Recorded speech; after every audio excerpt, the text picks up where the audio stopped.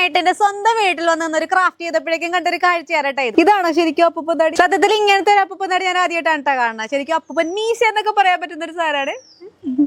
ഈ പൂവിന്റെ ഇല്ലേ തേന്ന് തരാനായിട്ട് ഒരു വിരുന്നുകാരൻ കൂടി വന്നിട്ടുണ്ട് കേട്ടോ. ഇതില് നമ്മൾ തെങ്ങിന്റെ ചോട്ടിൽ വെച്ചിരിക്കുന്നതുകൊണ്ടാണ് കേട്ടോ ഇങ്ങനെ തേങ്ങയൊക്കെ വീണിട്ട് പാവം ചട്ടികളൊക്കെ പൊട്ടിക്കൊണ്ടിരിക്കുവാണ്. ക്ലീൻ ചെയ്യാത്തതിന്റെ കുഴപ്പമുണ്ട്.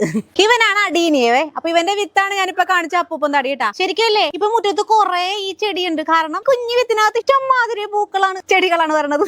സോറി.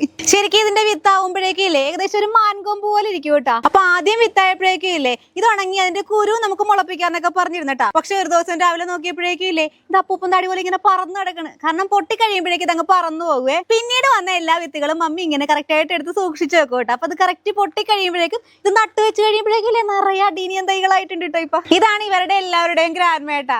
പണ്ടൊരു പള്ളി പെരുന്നാളിന് പോയപ്പോ വാങ്ങിച്ചാണ്. ശരിക്കും ബോൺസായി ആയിട്ടൊക്കെ വളർത്താൻ പറ്റിയൊരു സാധനം. നമുക്ക് ആ പരിപാടി അറിയാൻ പാടാത്തോണ്ടാണ് ഇതിങ്ങനെ കയറി പോണത് കേട്ടോ. കുറച്ച് നാൾ മുമ്പ് ഒരു വീഡിയോയിൽ കാണിച്ച ചുരിദാറാണ് കേട്ടോ ഇത്. ഇത്രയും നാളായിട്ടില്ലേ ലേശം പോലും കളർ പോയിട്ടില്ല കേട്ടോ. ഞാൻ ഡെയിലി ഉപയോഗിക്കുന്നത് കൊണ്ട് തന്നെ പശ മുക്കാറില്ല. അതുകൊണ്ട് ജസ്റ്റ് അത് ചുളുങ്ങി കിടപ്പുണ്ടെന്ന് മാത്രം. ഈ ചുരിദാറിന്റെയും നമ്മുടെ അഡീനിയം പ്ലാന്റിന്റെ ഒക്കെ ലിങ്ക് മേളിൽ തന്നെ ടാഗ് ചെയ്തിട്ടുണ്ട് കേട്ടോ.